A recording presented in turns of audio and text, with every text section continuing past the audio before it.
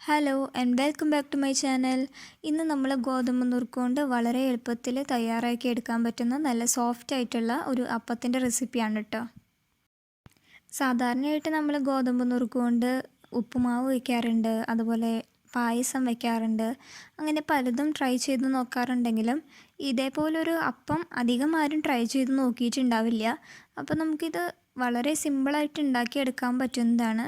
അതുപോലെ കഴിക്കാൻ നല്ല ടേസ്റ്റുമാണ്. നമ്മളിതിലേക്ക് ഒട്ടും തന്നെ എണ്ണ ഉപയോഗിക്കാതെയാണ് നമ്മൾ ഈ അപ്പം റെഡിയാക്കുന്നത്.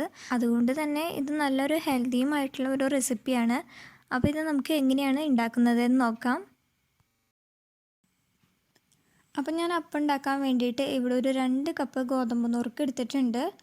അപ്പോൾ നിങ്ങൾ കപ്പ് അല്ലെങ്കിൽ ഏതെങ്കിലും ഒരു ഗ്ലാസ്സോ വെച്ചിട്ട് നിങ്ങളുടെ സൗകര്യം പോലെ അത് അളന്നെടുക്കുക. അപ്പോൾ നിങ്ങൾക്ക് എത്ര ക്വാണ്ടിറ്റി വേണം അതിനനുസരിച്ച് അളവ് കൂട്ടിയെടുക്കാം കേട്ടോ.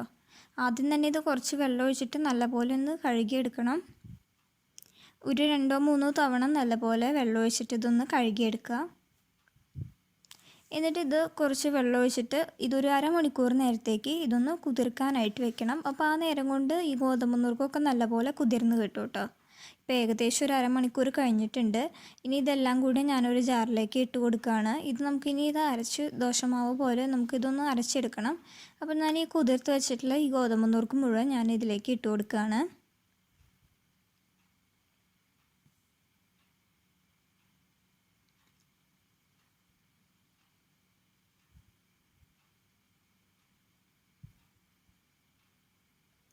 ഇനി ഇതിലേക്ക് ഞാൻ ഒരു 1/2 കപ്പോളം വേവിച്ച് വെച്ചിട്ടുള്ള ചോറ് ചേർത്ത് കൊടുക്കുന്നുണ്ട്.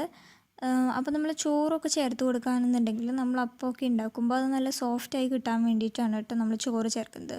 പിന്നെ ഇതിൻ്റെ കൂടെ 1 കപ്പോളം നാളികേരം ചിരകിയതും കൂടി ചേർത്ത് കൊടുക്കുന്നുണ്ട്. അപ്പോൾ അത് കഴിക്കാനായിട്ട് നല്ലൊരു ടേസ്റ്റ് ഉണ്ടാവും. നമുക്ക് ഈ അപ്പത്തിൻ്റെ മാവൊന്ന് പൊങ്ങി വരാനായിട്ട് ഞാനിതിലേക്ക് 1 ടീസ്പൂണോളം ഈസ്റ്റ് ചേർക്കുന്നുണ്ട്. അതുപോലെ ഒരു 2 ടീസ്പൂണോളം പഞ്ചസാരയും കൂടി ചേർക്കുന്നുണ്ട്. പഞ്ചസാര നിങ്ങൾക്ക് വേണമെന്നുണ്ടെങ്കിൽ ചേർത്താൽ മതി കേട്ടോ.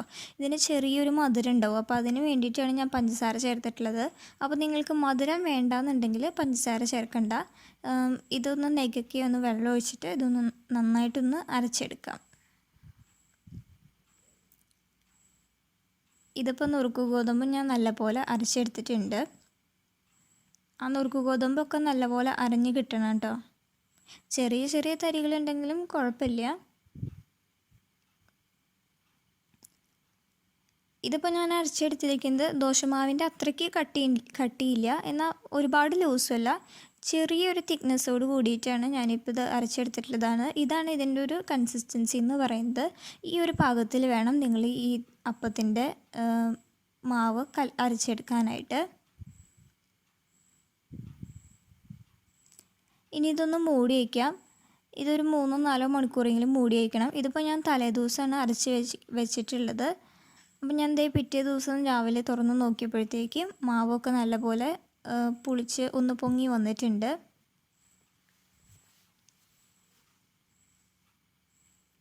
ഇനി നമുക്ക് അപ്പത്തിലേക്ക് ആവശ്യമായിട്ടുള്ള ഉപ്പ് ഇതിലേക്ക് ഇട്ട് കൊടുക്കുക. എന്നിട്ട് നന്നായിട്ടൊന്ന് മിക്സ് ചെയ്തെടുക്കാം.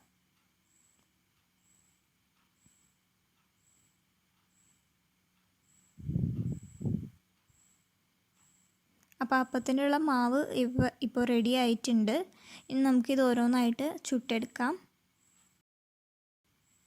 അപ്പോൾ പാൻ ഇപ്പോൾ നല്ലപോലെ ചൂടായിട്ടുണ്ട്. ഇനി നമുക്കിതിലേക്ക് ഓരോ തവിയായിട്ട് കോരി ഒഴിച്ചിട്ട് ഇതൊന്ന് ചുട്ടെടുക്കാം. ഒരുപാട് പരത്തി കൊടുക്കൊന്നും വേണ്ട, ജസ്റ്റ് ഒരു കയ്യിൽ വെച്ചിട്ടൊന്ന് കോരി ഒഴിച്ചു കൊടുക്കുക. ചെറുതായിട്ടൊന്ന് പരത്തി കൊടുത്താൽ മതി. തീരെ കനം കുറയ്ക്കാൻ പാടില്ല. നമ്മൾ ഊത്തപ്പമൊക്കെ ഉണ്ടാക്കുന്ന പോലെയില്ലേ, ആ ഒരു കനത്തിൽ വേണം ഇത് ഒഴിക്കാനായിട്ട്. തീ അതുപോലെ ഞാൻ ഒരു മീഡിയം ടു ഹൈ ഫ്ലെയിമിലാണ് വെച്ചിട്ടുള്ളത്. എന്നിട്ട് നമ്മളിത് ഒഴിച്ച് ഒരു മിനിറ്റിനുള്ളിൽ തന്നെ ഇതേപോലെ ഇതിലാകെ നിറച്ച് ബബിൾസ് വരും. ഈ ബബിൾസ് ഒന്ന് പൊട്ടി തുടങ്ങുമ്പോഴത്തേക്ക് നമുക്കിതൊന്ന് മൂടി വെച്ചിട്ട് ഒന്ന് വേവിച്ചെടുക്കാം.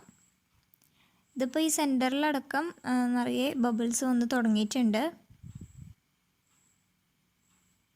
അപ്പോൾ ഞാനിനി ഇതൊന്ന് മൂടി വയ്ക്കുകയാണ്. ഇനി ഇത് ഒരു മിനിറ്റ് വേണ്ടി വരില്ല, 1 മിനിറ്റിനുള്ളിൽ തന്നെ ഇത് നന്നായിട്ട് വെന്ത് വരും കേട്ടോ. അപ്പോൾ നമ്മളിതിലിപ്പോൾ ഒട്ടും എണ്ണ ചേർക്കാതെയാണ് നമ്മളിപ്പോൾ ഈ അപ്പം ചുട്ടെടുക്കുന്നത്.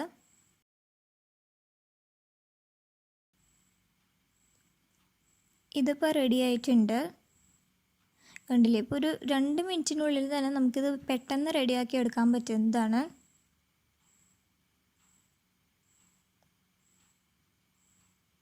ഇതുപോലെ നമുക്ക് ബാക്കിയുള്ളതും കൂടി ഒന്ന് റെഡിയാക്കി എടുക്കാം. അപ്പം നമ്മൾ സാധാരണ പച്ചരിയൊക്കെ അരച്ച് ഊത്തപ്പം ഉണ്ടാക്കാറുണ്ടല്ലോ, അതുപോലെ തന്നെ നമുക്ക് വേണമെന്നുണ്ടെങ്കിൽ ഈ ഒരു ബാറ്റർ വെച്ചിട്ട് നമുക്ക് അങ്ങനെ ചെയ്ത് നോക്കാം. ചില വെജിറ്റബിൾസൊക്കെ ഒന്ന് അരിഞ്ഞിട്ട് കൊടുത്ത് കുറച്ച് നെയ്യൊക്കെ ഒഴിച്ചെടുക്കുകയാണെന്നുണ്ടെങ്കിൽ നമുക്ക് ഊത്തപ്പം പോലെ ചെയ്തെടുക്കാം കേട്ടോ. അതൊക്കെ നിങ്ങളുടെ ഇഷ്ടത്തിനനുസരിച്ച് നിങ്ങൾക്ക് എങ്ങനെ വേണമെങ്കിലും ചെയ്തെടുക്കാം.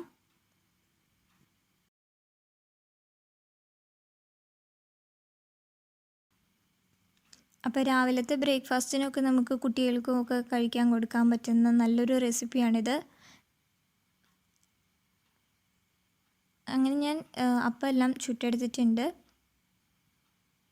ഇത് നല്ല സോഫ്റ്റാണ് കേട്ടോ. അതുപോലെ തന്നെ നമ്മൾ ഇതിലേക്ക് കുറച്ച് പഞ്ചസാര ചേർത്തിട്ടുള്ളത് കൊണ്ട് ഇതിന് ചെറിയൊരു മധുരം ഉണ്ടാവും. അതുകൊണ്ട് ഇതിന് പ്രത്യേകിച്ച് വേറെ കറിയൊന്നും വേണമെന്നൊന്നുമില്ല. നമുക്കിത് തന്നെ കഴിക്കാനായിട്ട് തന്നെ നല്ല ടേസ്റ്റ് ആയിരിക്കും കേട്ടോ. അപ്പോൾ എല്ലാവരും ഇന്ന് തന്നെ ഇത് മറക്കാതെ ട്രൈ ചെയ്ത് നോക്കണം. റെസിപ്പി ഇഷ്ടപ്പെട്ടെങ്കിൽ ഫ്രണ്ട്സിനും റിലേറ്റീവ്സിനും എല്ലാവർക്കും മറക്കാതെ ഷെയർ ചെയ്ത് കൊടുക്കുക. കൂടുതൽ വീഡിയോസ് കാണാനായിട്ട് എൻ്റെ ചാനൽ മറക്കാതെ സബ്സ്ക്രൈബ് ചെയ്യുക. Thanks for watching.